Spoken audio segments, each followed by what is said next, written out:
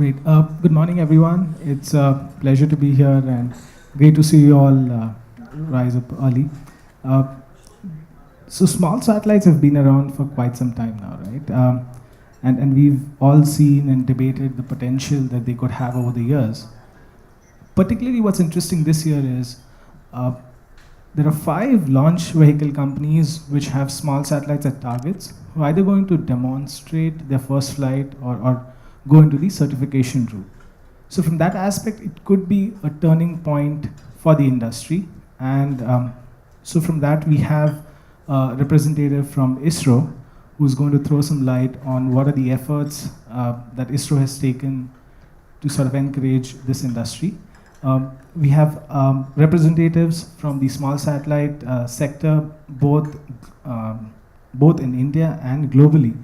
Again, at various stages of development, some who are still envisaging their business plans and planning. A couple of them have demonstrated satellites in space, and then some players who are well-established players who've been here for a long time. Interesting announcement yesterday from some of those.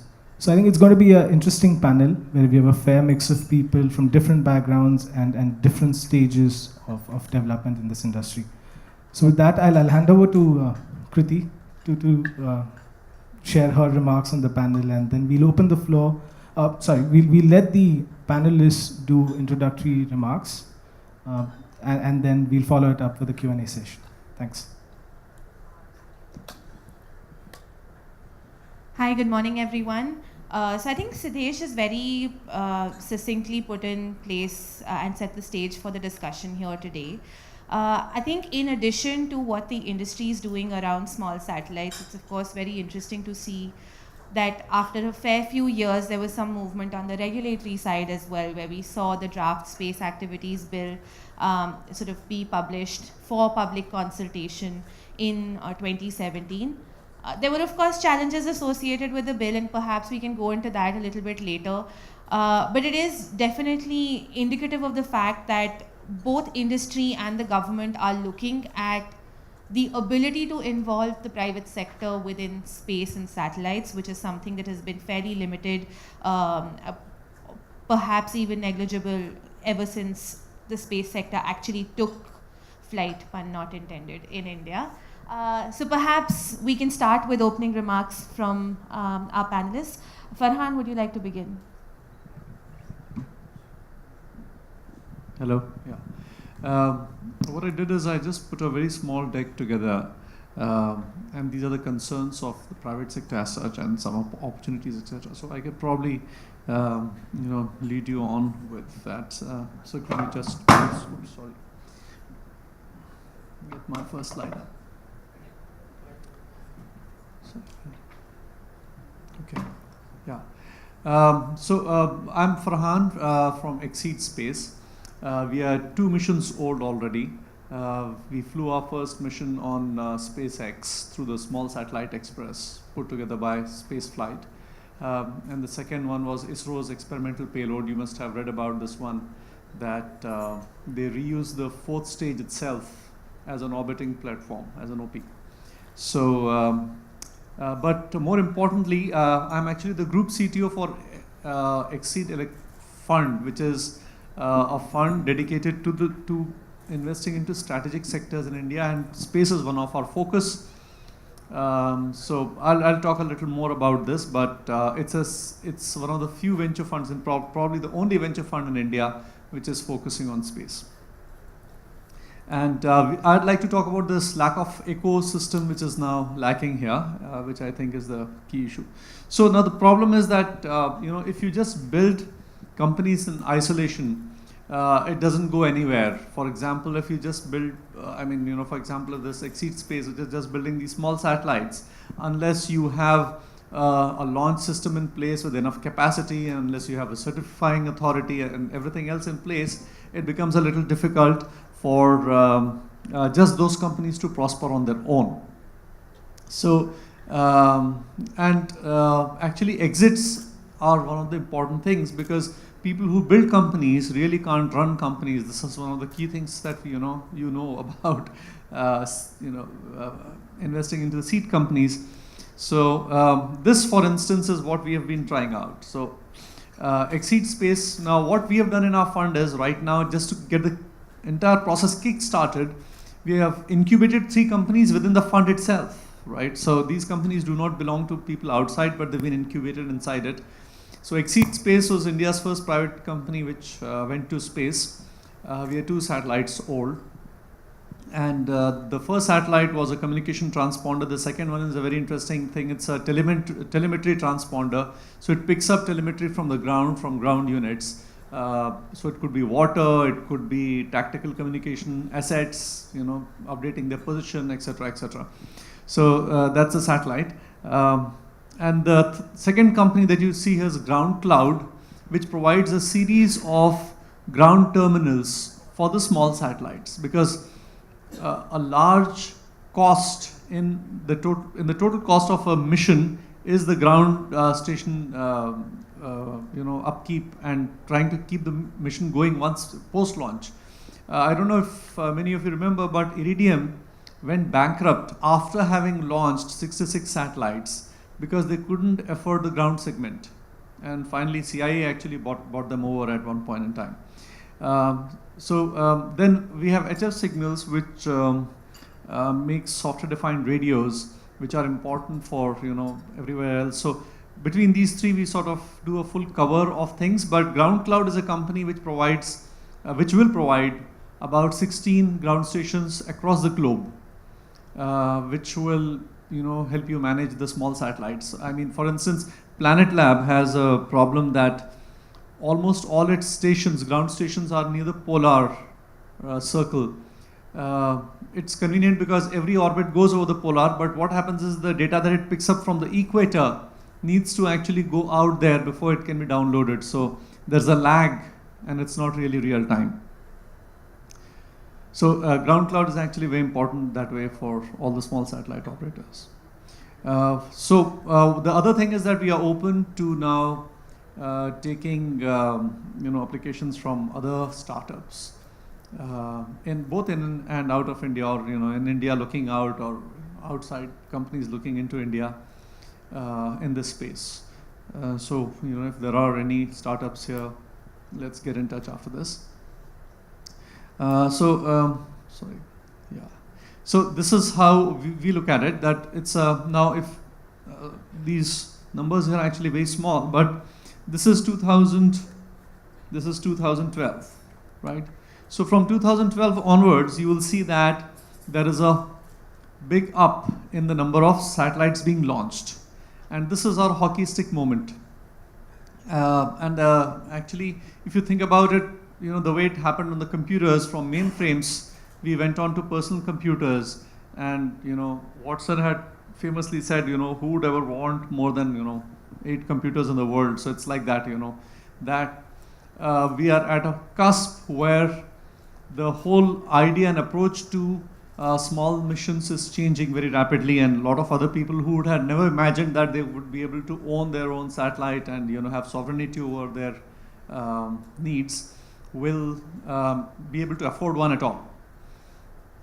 So this is Murthy's law. This is what my colleague Mahesh keeps talking about. So basically, you see that the launch costs are going down, the build costs are going down, and the post-launch costs are also going down. So if you actually multiply all these costs coming down together, space certainly becomes extremely viable option for a lot of applications who had never even considered that they should have a space mission for their needs.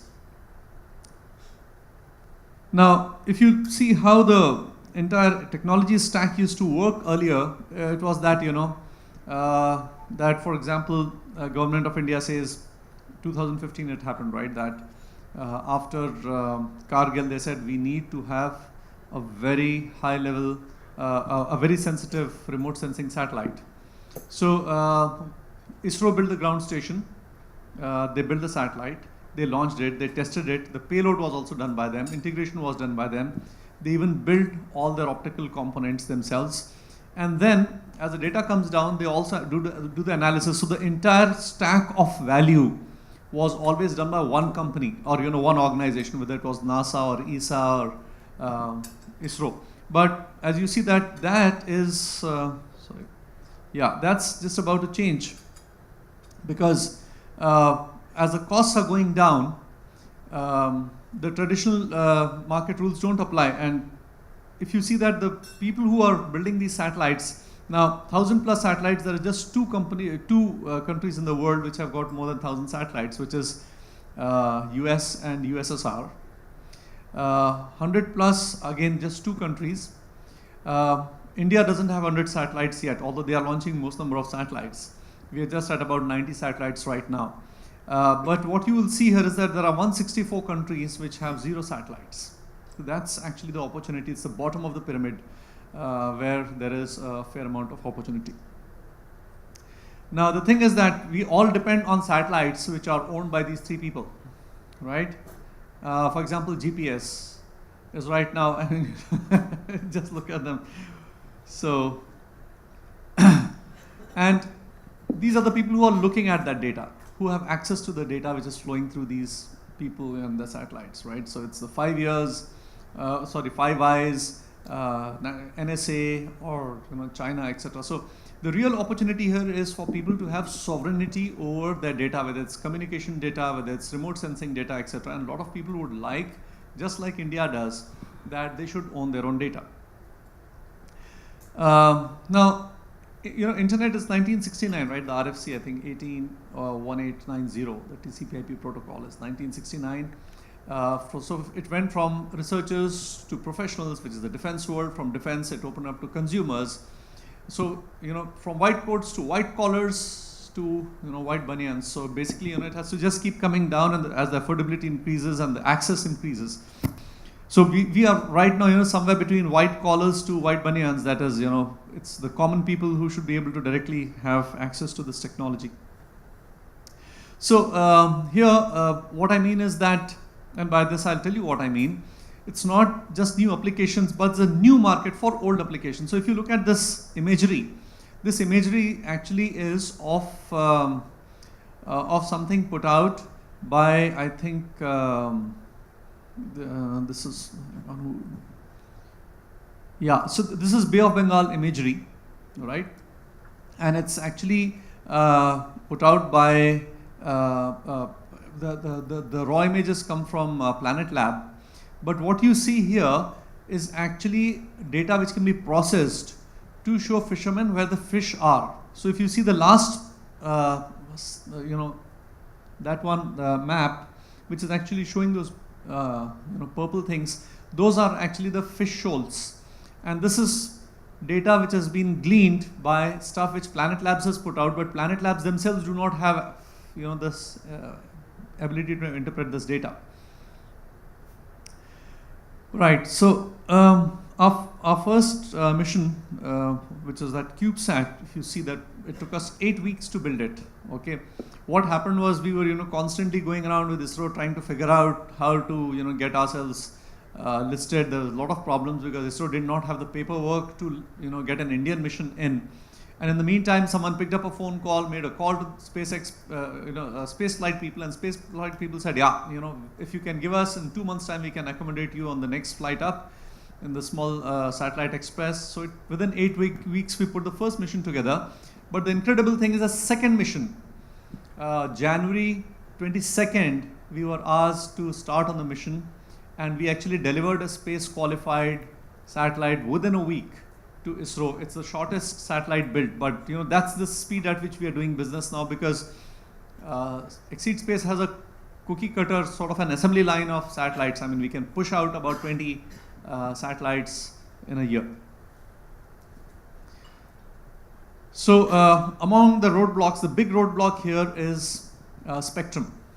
Okay, and I mean, we all know what the things is, but actually getting the spectrum for these missions is one of the most critical things for the smaller missions. The bigger missions are actually state missions, and the government manages to do it. But the Wireless Planning Commission doesn't recognize, how the API has to be handled, who actually owns the spectrum. It's still, pretty unclear.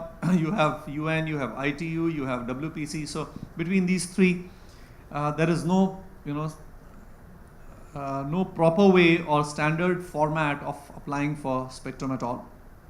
There are opportunities in optical and millimeter waves, but I mean, it's too early to get there. And optics and sensors are a huge opportunity for small satellite form factors. And with the opening of the fourth stage on PSLV3, this actually is one of the key applications there, because what happens is physically the amount of space available for the missions is now very big. I mean, the entire thing is about almost 2 meters across. So you can use longer focal length optics in order to, even for the smaller missions, which wasn't possible, right? The 3U of Planet Labs does about probably 2 meter resolution or something like that. The other is that the launcher companies, actually now a number of people are considering and have also already started work in this area. One of the companies that we have started talking to and we're closely monitoring them is called Skyroot. I don't know how many of you have heard of him, but they are actually building a launch vehicle in India. And but there's no regulation. Actually, there's hardly any regulation even for a company manufacturing aeroplanes or drones for that matter in India. So we are working towards seeing of what we could do. We are also considering of a lot of other options, because the speed of business can't be hampered, to look at offshore launching facilities for this. The insurance is a big problem. So for the small missions, here the problem is this, that if any mission goes and it destroys, I mean, for example, if one satellite goes and destroys another satellite, right, or bangs into something else, or interferes with the radio communication of some other mission in space, the liability is on the country that the mission has come from. This is the UN treaty, right? So now India will not sign a liability for a small satellite that some kids have put together. So how does this work? There is no clarity here. And if you go for an insurance, the insurance is not on your $100,000 satellite. It is about what damage it can cause to a $500 million satellite. So the insurance cost can actually be huge and far more than the cost of the entire mission itself, number one. Number two is that there has been only one possible hit between two satellites till now, right? We've never had one. So this is a regulation that, it's an unnecessary headache right now. Debris is of course a problem and an opportunity. So now the thing is that we want to build out the small sat ecosystem in India. And we are looking to find out exciting opportunities here of investment, and also working together, co-working with other startups, given the startups that we already have in our kitty. Okay, so that's it. Thank you very much.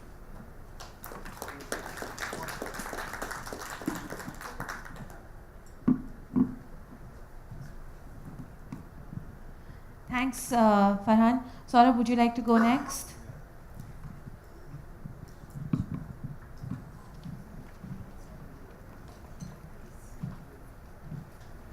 Yeah.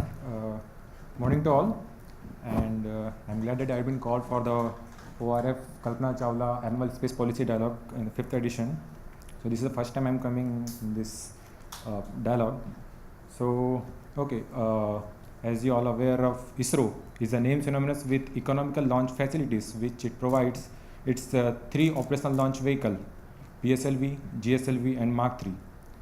So all the launch vehicles are capable of putting satellite on low Earth orbit and geostationary transfer orbit with maximum capacity of 4.5 ton to GTO. So okay, so maximum, I'll concentrate my speech on the small satellite programs done by ISRO and small satellite vehicles. So the miniaturization of electronic devices together with reliability and performance increase as well as reduction of cost have allowed fostering of the small satellite use. If we see the history of small sat, so in the first small sat was built by the University of Surrey in 1981, that is UOSat-1. Then the interest of small sat increased in the following decades when academic organizations started to design and build their own satellites. So market surveys was carried out by many agencies and has shown a tremendous inclination towards the development of small satellites. It is predicted that in coming years, the number of small satellite launch demand in market is going to increase manifolds. So based on the recent survey, 6,500 satellites were projected to be launched in next 10 years. So in ISRO, we are having the projects. Currently, we are having the projects on microsats. Currently, we are having the two series, subdivided series in ISRO. It is IMS-1 and IMS-2. IMS-1 was evolved as a standard series of 100 kg class, whereas IMS-2 evolved as a standard bus of 400 kg class. The first mission in IMS-1 series was launched in 2008, which was followed by second mission YouthSat in 2011. And in the first mission of IMS-2 series was Saral, launched in 2013. Saral was a satellite with Argos and Altica, is a cooperative altimetry technology mission of ISRO and CNES. Also, we are having the Unnati program that was announced in 2018. Unnati was a Unispace nano-satellite assembly and training by ISRO. The primary objective of the program is to provide theoretical course on satellite technology, comprehensive course on nano-satellite realization, and hands-on training to assemble, integrate, and test a low-cost modular nano-satellite. The first batch of this program has already been conducted in Jan 2018. So coming to the launch vehicle for the small satellite. So currently in ISRO, all the small satellites are being launched by PSLV as a secondary payload along with primary payloads. But many times it doesn't cater to the specific requirement of a small satellite, such as its unique orbit and launch timing. So we have to wait for the primary satellite to get the primary satellite so that it can match the requirement of a small satellite. So to reduce the cost of launch and to enhance the launch frequency and also to capture the market of a small satellite launch, ISRO has planned to go for the development of a small satellite launch vehicle. So a small satellite launch vehicle is a 3-stage vehicle. It's having all solid stages with the capacity of 500 kg to low Earth orbit. So if we talk about our operational launch vehicle, PSLV and GSLV, it takes more time and personnel for vehicle preparation as well as launch time, whereas SSLV calls for minimal time and personnel. The launch frequency of PSLV is once in a month, but SSLV is planned to have 3 launches in a week. The cost of vehicle also has been reduced drastically. It's almost 1/10 of the cost of the PSLV. And this launch characteristic are being employed so that immediate launch demands for a small set can be met with maximum launches in an year. So along with ISRO, there are some agencies, they are already having the launch vehicles for dedicated for the small satellites, and the few to be mentioned are Virgin Orbit's Launcher 1 having the capacity of 100 kg, and the Alpha from the Firefly space system having the capacity of 400 kg, and also we are having the Electron from Rocket Lab. Also in India, we are having some startup towards the development of launch vehicle for small satellites, like it's already mentioned by previous speaker, the Skyroot. So this launch vehicle are also being developed with same commercial vision dedicated to the space market and to generate more and more revenue in the upcoming years. So the major challenges in the development of such launch vehicle is that the high order of standardization needs to be achieved. Also, it has to be cost effective by using the available technologies so that more and more companies switch to launch using these vehicles. And of course, the Indianization and in-house development of space-grade subsystems need to be reduced so as to reduce the cost and to reduce the dependability on the foreign vendors. Okay, thank you.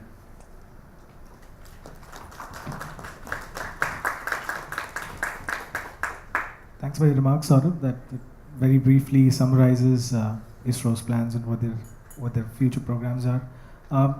May I request Aves next, if you could share your thoughts on this topic.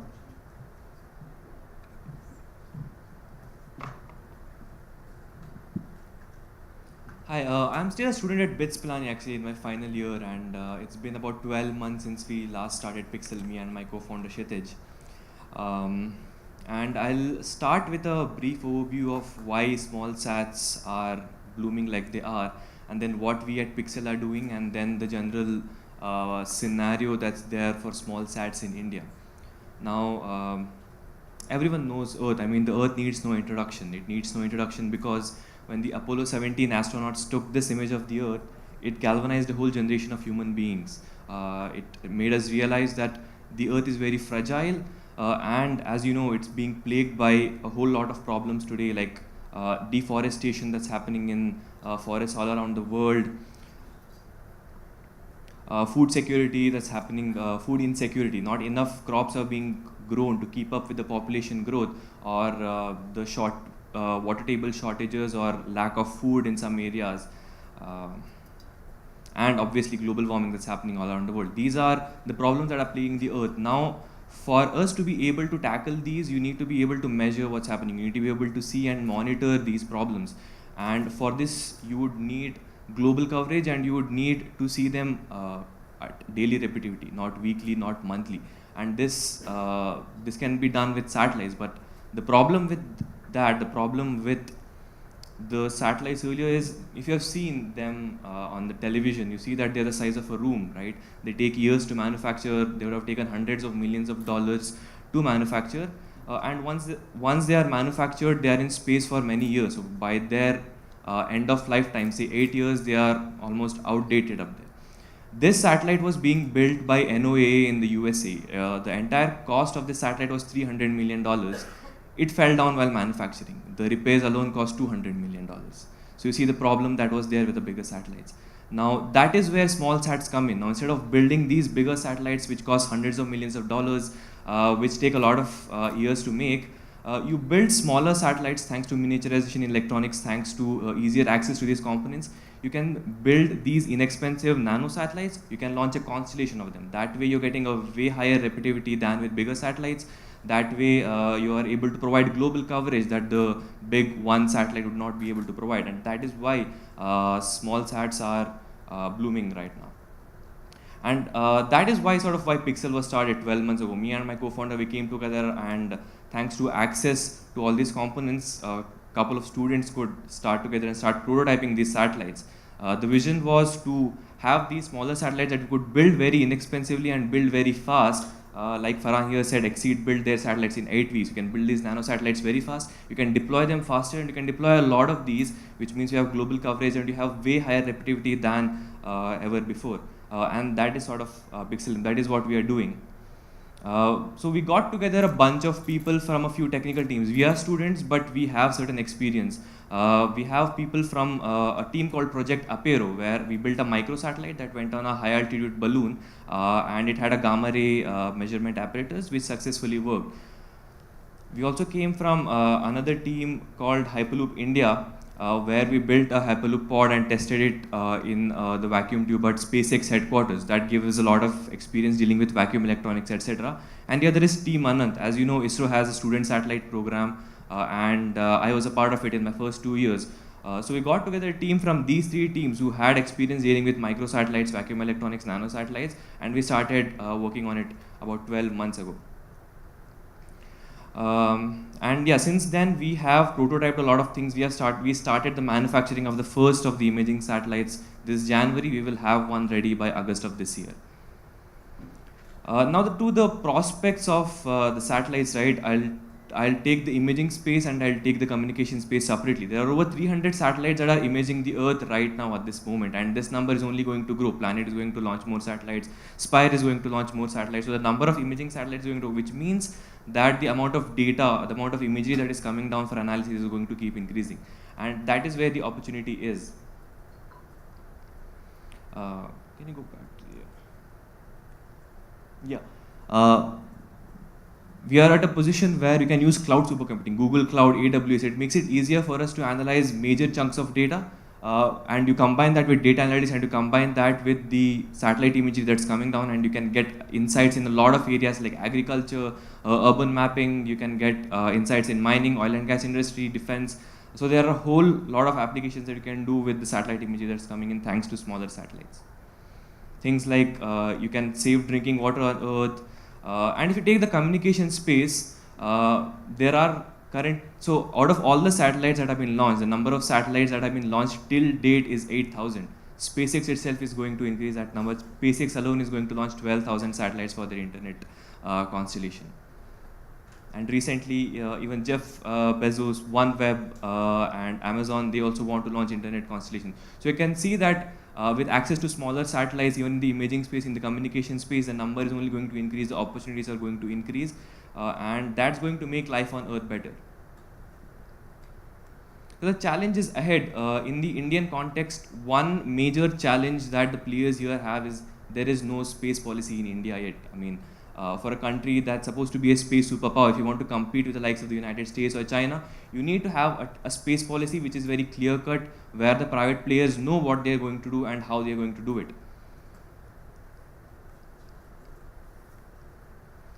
ISRO is basically a virtual monopoly in the space industry at the moment. It's both a regulator and it's an operator. So all the regulations that it's going to come up with is obviously going to favor itself because it's also an operator in the phase, which means it at the moment is a virtual monopoly, and that needs to change in case something needs to happen.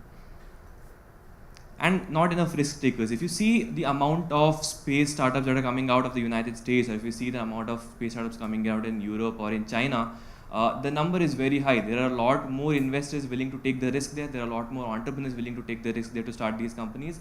And even though the number has been increasing in India over the past few years, it's not enough. There needs to be more people that come up so that the entire ecosystem learns together, the entire ecosystem progresses together.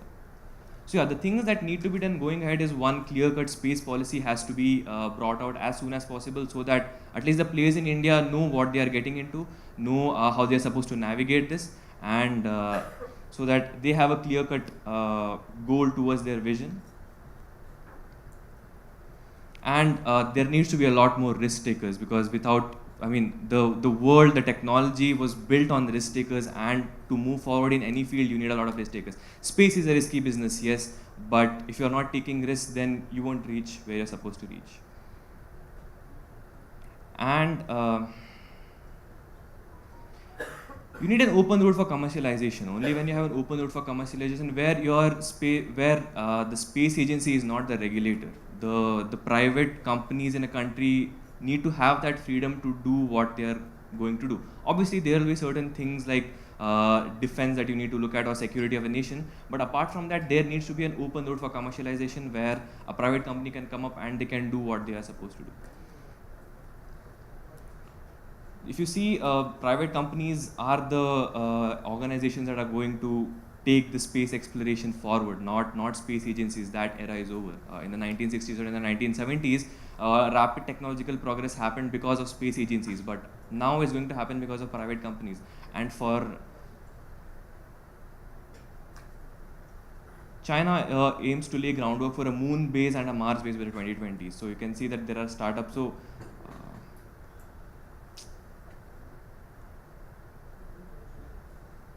yeah, Vikram Sarabhai, he was the one who started the space vision for India. He was the one who laid down the vision by starting ISRO. Now, at the core of his vision was that you need to leapfrog development. They said we can't catch up with the space missions that NASA or China had already done. We need to leapfrog, and we need to start development there and not play catch up to the other countries. That is the same thing that India needs to now do with its private ecosystem. We can't be playing catch up with US or Europe. We need to leapfrog, and we need to draft out a policy where private players can conducively do what they want to do. So yeah, the way forward is to leapfrog and set up a policy, clear-cut policy. We need more risk takers, and there needs to be an open road for commercialization. So yeah, that's about it from my side. Thank you.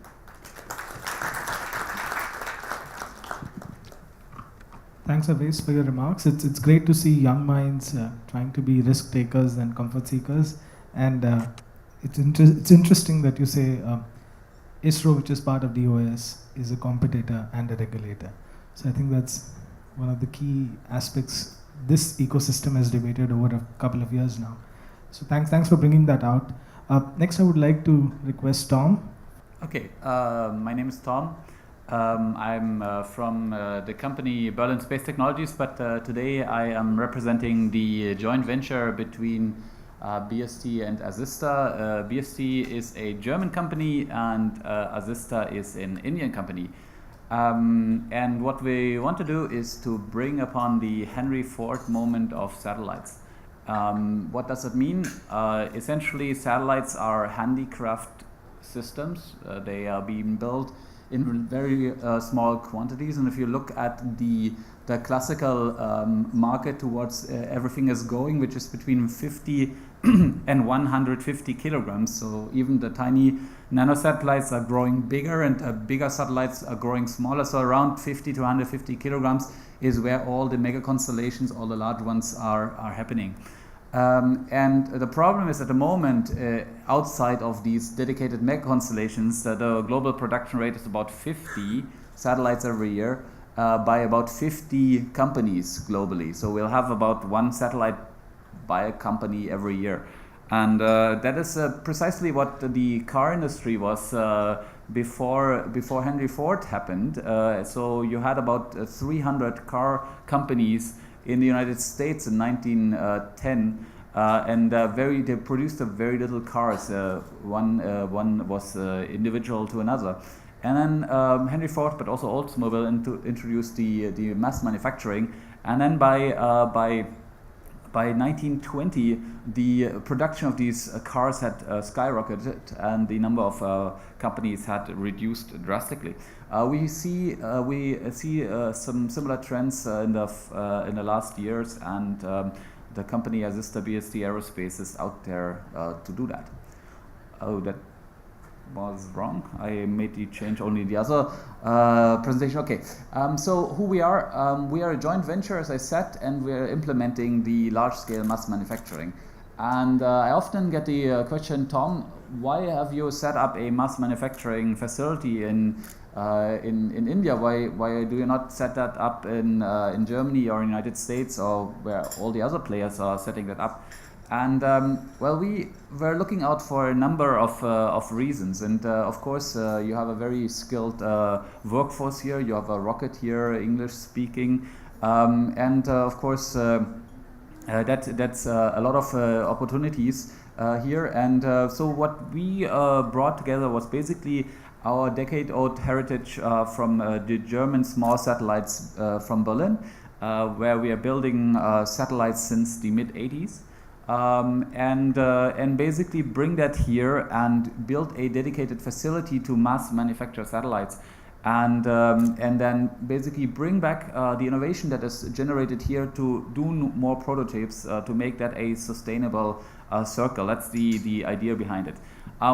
We have the unique opportunity that, in contrast to many others, we are vertically integrated. That means we build all subsystems in-house. I mean, literally all. Tiny little exception is the propulsion system, but everything else, computers, reaction wheels, star trackers, structures, batteries, solar panels, radio systems, you name it, all being built in-house. Half of the technologies is coming from Germany, half of the technologies are coming by our Indian partner Asista. We have so far participated in 75 missions across the two partners. We have about 1,000 square meter of R&D in Germany, about 2,500 square meter of R&D in India, and we're building up a factory with about 5,000 square meters. On the lower right, you see the facility in Berlin. So what have we done? we're building microsatellites roughly the size of a small washing machine, or this talking booth basically. And we have developed and delivered multiple satellites for different nations. So on the upper left, you see the satellites for Singapore. We're building right now satellites for Egypt, for Turkey, and then obviously we are building the ones here in India. And in addition to that, we have been participating in a really large flock of missions. I mean, you can see only a small stuck there, and it even got a little crowded. We even have hardware on the International Space Station, which is not very common for companies of our size. So the question is always, why are we building these 50 to 100 kilogram satellites? Because physics. As mentioned earlier, you need certain aperture sizes to realize resolution, unless you want to fly very low and burn up. So if you want to go sub-meter, you need a very large mirror with at least 30 centimeters. And so the satellite that you see on the upper right is a satellite with a 50 centimeter aperture mirror, which will deliver around about the Cartosat 2 capability in a 100 kilogram spacecraft using a 50 centimeter aperture mirror. Yeah, so that's what we're doing. And then without further ado, I jump into the whole question, like, why are we here? How can you improve the building the satellites much faster from basically 2 years per satellite or 1 year per satellite down to a week? And then also the question, why is that necessary? If you look at the market, you have this vibrant new space community, which is all building business models which can only work if they have lots and lots of satellites. So you have the OneWeb with 1,000 satellites, but you have multiple others: SpaceX, Samsung, Casquilo, Astrom, Telesat. You have ways of building satellites modularized, like the German IBOS, and then you have, on the lower hand, all the imaging constellation, each of which has a minimum of 50 satellites. So it basically is constellations all around. We're going from an age and time where you have individual missions with individual satellites to missions where you have tens to hundreds to thousands of satellites, and somebody has to build it, because, as I explained, the production is, well, about 50 a year at the moment, outsized for people that are building mega constellations. So you see here the numbers. So what is the stuff that we have to do? Right, we have to decrease the build time from 2 years to 1 week. We have to reduce the cost for a 50 to 100 kilogram satellite, so class IMS-1, IMS-2.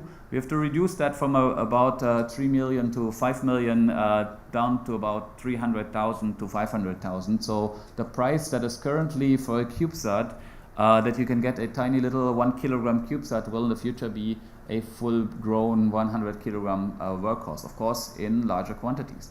What do you have to do? The maximum production of the market leader, like SSTL, is about 10 satellites every year, and you have to increase that by a factor of 100. So you have to entirely change the way this way is built, and we're going to do that. So, short introduction to our factory. We have already 2 facilities with 2,500 square meters and about 80 people working there. I'll show a video later on from these existing facilities, where we mainly do component development and component manufacturing. We recently got a very large pick and place machine, which this machine alone could probably build all the electronics for all constellations that are currently upcoming. So it does the electronic equivalent of about 100 satellites a day. So it's not only for satellites, but if we would need it, it would be there. We're currently building a new factory building. You see there the image from last year. So no windows in there yet. We will have 5 clean rooms as an initial capability. So this building there is actually our prototype factory. I mean, we have the facilities in Berlin, which can produce 5 to 10 satellites a year. This one is the prototype mass manufacturing facility with 5 parallel clean rooms, 1 satellite every week, 50 weeks a year, makes 250 satellites. We have a full AIT facility in there, shakers, TVAC chambers and everything for satellites in for several hundred kilogram weight. Brickwork, as I said, is done.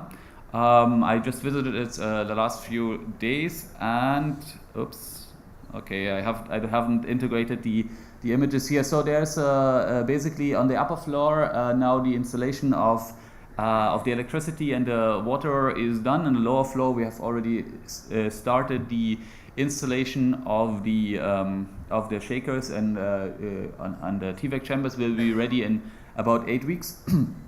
And the upper floor, which will host the assembly and manufacturing of the satellites and satellite subsystems, will be ready by about the end of the year, and we're starting to produce the first satellite here in India at the beginning of next year. We'll have that prototype ready in mid next year. I will fly it at the end of next year, and from there on we will ramp up the production to the 250 microsatellites every year. Factory inside is built like a clockwork, so you can see the entrance on 12 o'clock, entrance and exit on 12 o'clock, and then basically if you go around 1, 2, 3, 4, 5 until 9 o'clock, that's basically the manufacturing, assembly and testing spaces, and then in the middle, in the center, you have these 5 parallel clean rooms, and from there the satellite will be boxed and shipped out. Right, so all of this, the processes for that have been pioneered and done in Berlin in the last 5 years, and so this is what we're building now. Fast forward to the end. So BSC Zista BSC Aerospace is a joint venture to mass manufacture satellites here. We will open the factory very soon, and I'm trying to show you now a video of the existing facility.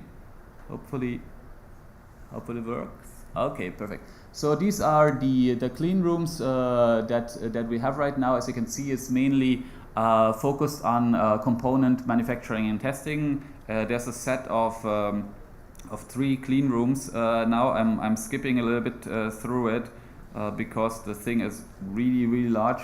And it has all the modern facility, including bond wires and testing.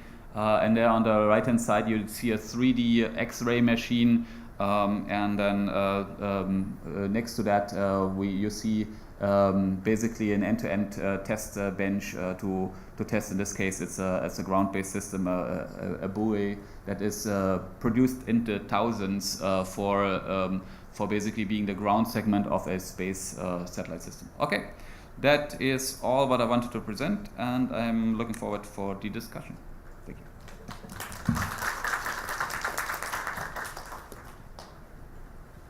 Thanks, Tom, for sharing your remarks, and congratulations on the new factory, and good luck. Before we open up to the floor for questions, we would like to address a few points. So to start with you, Tom, you've mentioned your facility has capability of manufacturing 250 satellites a year. How many of them do you reckon would find application or end use case in India specifically, and the South Asian region? That's a very interesting question, but it's less dependent on me and more dependent on the Indian end users and the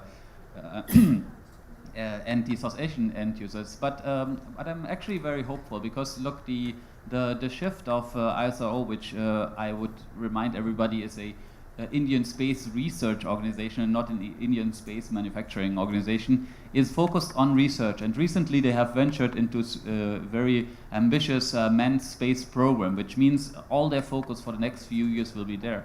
And my personal projection is that a lot of the demand that they have met before, they might not be able to meet. And then you have to remember, just last year we have several announcements where basically Indian sources said they need about 100 to 150 satellites every year, and ISRO is producing about 30. So there's clearly some market there, and of course, yes, we are there to do that, but that will not be the main business. The main business will be focusing on these international mega constellations. That's what the factory is built for. But if there's a request from ISRO or other sources within India for satellites or other places in Southeast Asia, we are very well equipped to do that. Just as a follow-on, you say other sources. Is your company, in terms of the European regulations, open to dual-use cases in and around India?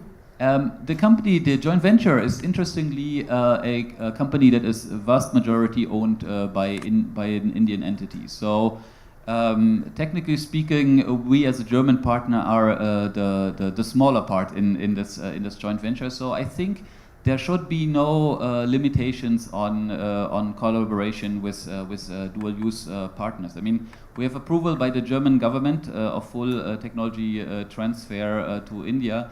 And of course, there are certain limitations, but of course, the rest of the stuff that we can't transfer from Germany is very well available here in India. So it's really a collaborative effort. And so I don't see it much as a German. It's more a Indian-German venture than a German-Indian venture. Very well. That's really interesting, the way you put it. Farhan, if I may request you, it would be of special interest to the ecosystem members here. You're the only company, if I believe, to have launched, private company, to have launched and operated satellites out of India. And the panel has fairly addressed the challenges that one might face, spectrum, licensing, others. If you could throw some light on how you've gone about overcoming those challenges, and if there's a set precedent that others who may follow could adopt. Yeah, so now what happened was that for our two things, for the spectrum, we used the amateur spectrum, okay, because we targeted it at the amateur bands. But that's not something which is going to, be sustainable for long, especially for professional missions. In which case, you'll have to take the ITA spectrum, etc. And the spectrum policy of India is not very clear about which can be used on the terrestrial side and which can be used on the space side, right? For instance, 2.4 gigahertz in India is delicensed to 4 watts, okay, 4 watts of output, which is actually quite enough for a space mission. But they have not explicitly, announced it for saying that it's available for space. When we applied for the spectrum clearance with WPC said, there is no form to be filled up here at all. You go and talk to ISRO people, and ISRO people say, what have we got to do with it? It's your mission. You're going with SpaceX. Why are you coming here? So I mean, we had to actually run around loops, and in the end, what happened was we got a waiver from IARU, which does the frequency coordination, saying that all right, we let it go, and the AIT submission was actually done. Sorry, the what's it called? API. The API submission was actually done post facto. The second mission was actually an ISRO mission. We made the payload, so to say, for them. We did the technology part, but they did the other ones. Now, one of the key, the actual key challenge was to get it space qualified without access to ISRO facilities. Okay, and this is where it was very pleasant. We managed to do the entire space qualification sitting in Hyderabad. We found people who could do wipe tests. We found people who could do thermovac tests, who already had these facilities. And these are a result of India having a very active engagement in the defense sector with the private sector. Okay, so there are labs, private labs in India who can go to 10 to the power of -6 torr, who can do the wipe tests. I was quite surprised. They knew precisely the wipe profiles that we required. They knew exactly what the thermovac breakout meant, etc. So that was actually a pleasant problem to solve, and we solved it very easily. But we need to and going forward, I think one of the key issues that we will face with is a test range, and we've been talking to various state governments to give us a test range where you could from testing motors, propulsion systems, down to even doing radio tests, field tests. I mean, we had no idea of how to do the field tests, So we actually mounted our payload on top of Taj Falaknum. I don't know how many of you have been to Hyderabad, which is a very high point in Hyderabad, and then you go around in a vehicle with a ground station, 30, 40, 50 kilometers with attenuator switching on, etc. So, we do not have a test range and the whole idea of a test range is it's like rifle test. I mean, I don't know how many of you are amateur shooters, but you can go to a shooting range where you don't even require a gun license, hire out a gun, do your shooting there and come back. So we require something like that where you can safely fly, you can safely test, etc. And we don't have that facility yet. We do not have standards, which is a big problem, right? I mean, there are NASA standards, so we are building our missions to NASA standards. We have not achieved the ESA standards till now. I mean, we haven't tried for them, but those are the ones we are doing because we just pick them up randomly. But you need to have published standards saying that these are, for example, the ISRO standards. They have not been published. There are standards, they are internal standards, but they are not published standards. So we need those standards so that if the standardization is there, then there's somebody else who's certified to that standardization, and ISRO will accept it, or Skyroot will accept it, or whoever else will accept it. So we do not have the standardization either. The space policy needs to be open. Now, Telecom did that. They had open houses where they invited private parties, even individuals could submit.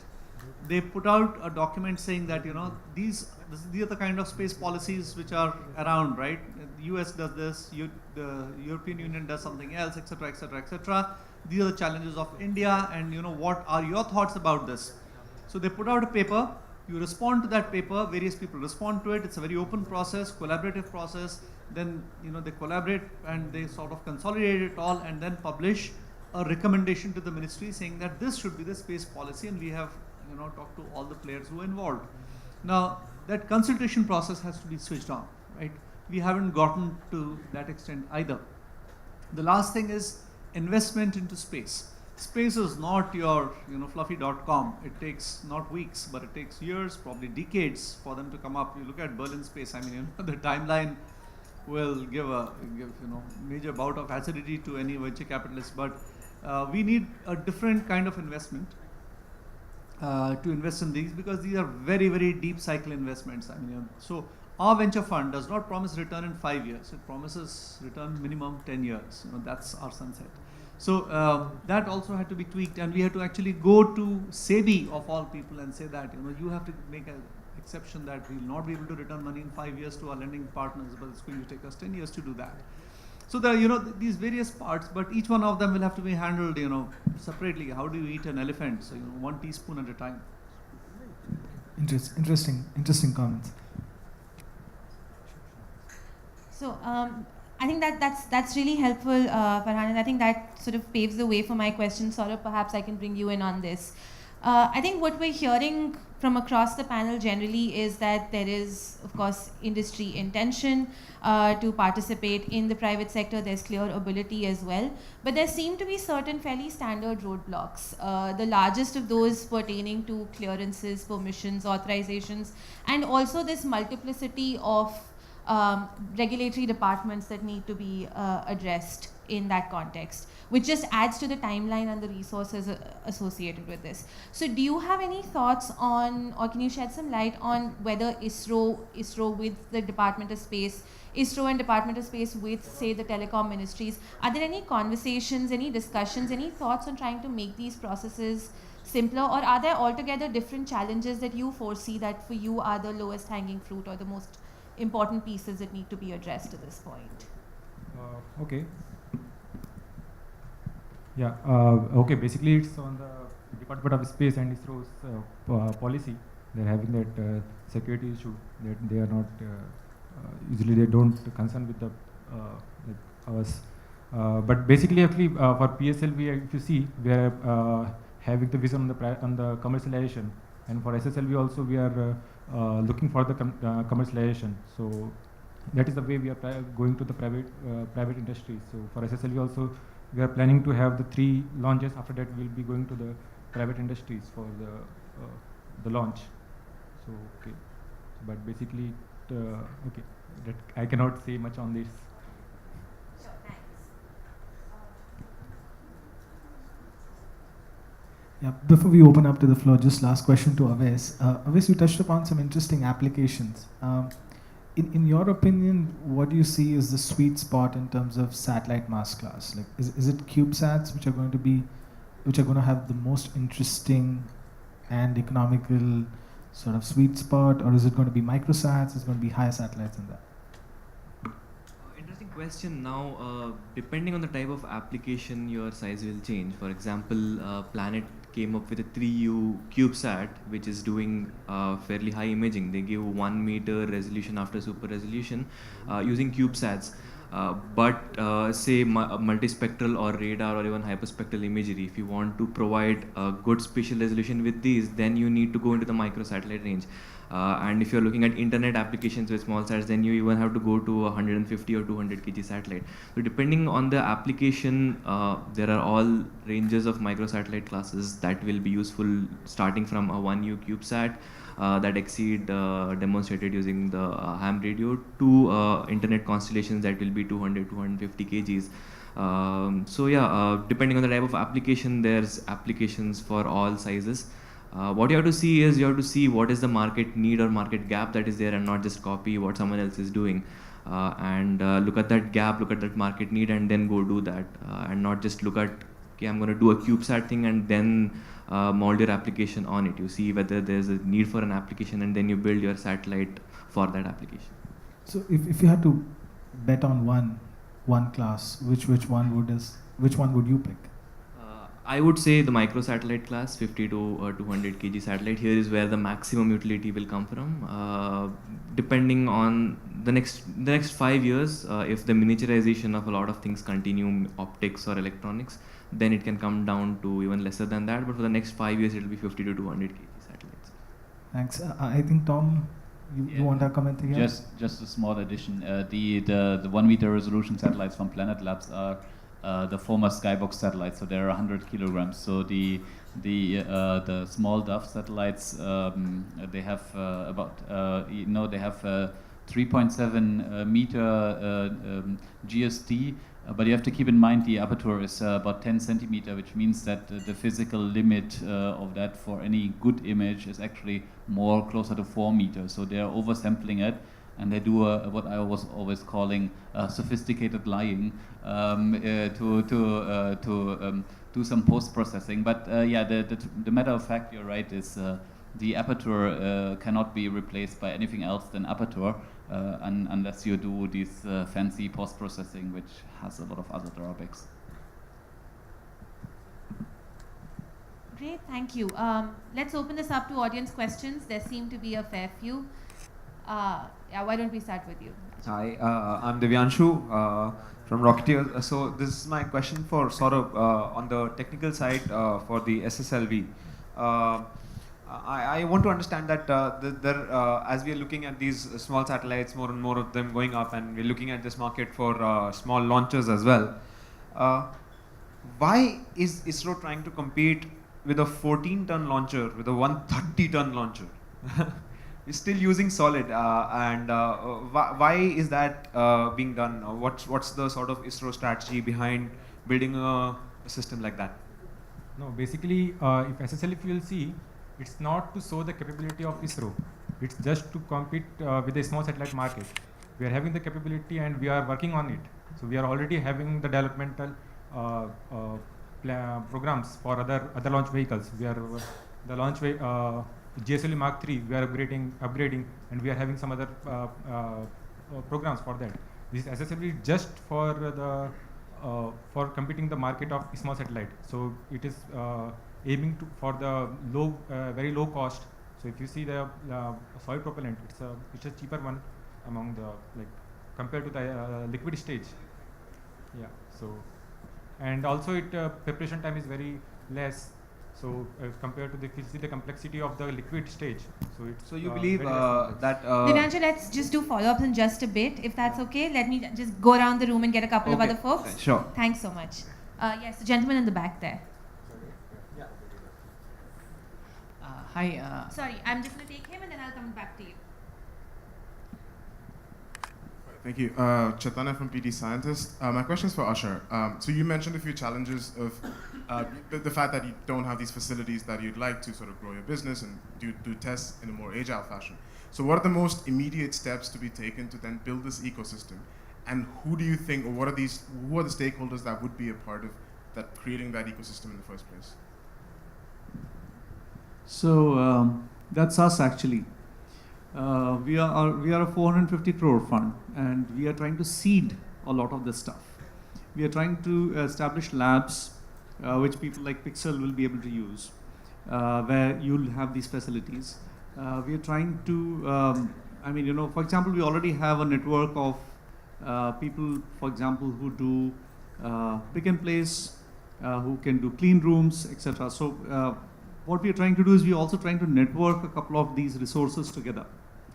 One of the key challenges also is to get the paperwork done, okay, which is actually a key thing to get the ICD out, and that's actually some of the things that we are trying to consolidate into smaller places where specialists would step in to do that, because you don't require to do that all the time.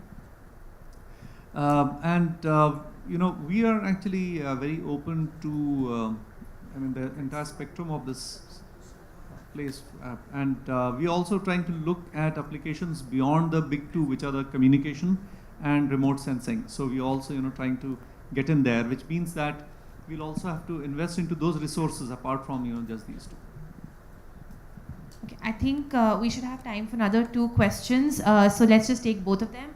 The gentleman here and the gentleman here. Hi, good morning. My question is to Farhan. I'm Rohan from Bellatrix. So, launching your second payload on PS4 is very interesting. Of course, you inspire us. So, my question to you is, we didn't know that PS4 was also commercially available for people like us to use. So, how did you approach ISRO and convince them to, launch this? Or is there any cost perspective which they're offering lower price, or is it free? So, this is actually an experimental payload, and we built it for a fat fee of 1 rupee, right? We are a commercial company, so we insisted that there should be a contract. So we built it for actually an NGO called AMSAT India. This was a high-risk thing, so we actually had to invest in doing this. But the good thing is that we have a sort of an assembly line right in place. This was not a CubeSat, by the way. It's a completely new format of a satellite. It's very interesting. When we got the spec out, in our hands, we said, wow, what do you do with this? They said, 28 volts, 100 ampere hour battery with a 200 watt solar panel. It's all for yours. We were frankly, completely blinded by this. So, but the thing is that they are looking at experimental payloads, which are available for free, will be available for free for at least a couple of more launches. You just have to approach ISRO, but it has to be done through a non-commercial organization, right? So if there's a non-commercial organization, if there's an academic institution that you can pair up with, and you be the contractor for them, then you can go to ISRO and tell them this. Because as a lot of people, I think Tom was saying, it's a research organization. It's not a it's not a commercial organization. That was Antrix. I'll just let that comment hang there. But that's how it is, right? So you need to do that. I'll talk to you offline.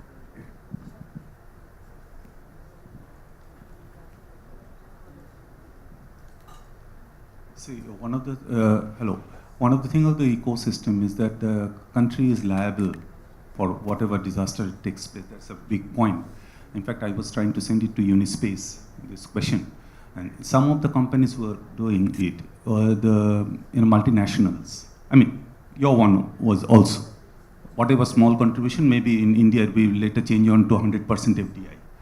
So how do you think that you can bypass it? How can the country take the liability of these things? What is your suggestions for that? We cannot take the liability of anything that any private player, because when you are profiting, how you are sharing the profit so that we can take, the country will take the liability. Okay. What are your suggestions about it? Okay, so the joint venture is an Indian company. It is registered in India under Indian law. and there's a small percentage of German participation, and I'm pretty sure there are multiple other Indian companies registered in India with a majority of Indian ownership with a minority share of foreign. Saying that the liability convention is essentially launch state is the country that has the rocket plus the country that is that has the company that is operating the satellite, not the country that is building it. And so it really depends on who is the customer. Yeah, so we will not be the ones operating the satellite. So that's the question for those who are operating it. Actually, we have some controversy. Sir, I'm so sorry. Raji is giving me her eyes, and we're way over time now. So I'm sure that the panel will be happy to take up any additional questions once the panel is done. So I'm really sorry we won't be able to take more questions. I want to thank all of you here, Siddesh, Tom, Aves, Farhan, and Saurabh, for doing such a great job and for setting the stage for a great productive discussion today. I think we've had an interesting conversation around the role of industry around small satellites at this point. We've also been able to hear the standpoint from the government side and what it is that would be useful for them, what would be helpful for them, and I'm sure that these challenges will be taken on board. So I'm definitely optimistic. I'm sure the panel is as well. So thank you once again, everyone, and thanks all of you. Thanks, Raji. We're done on time.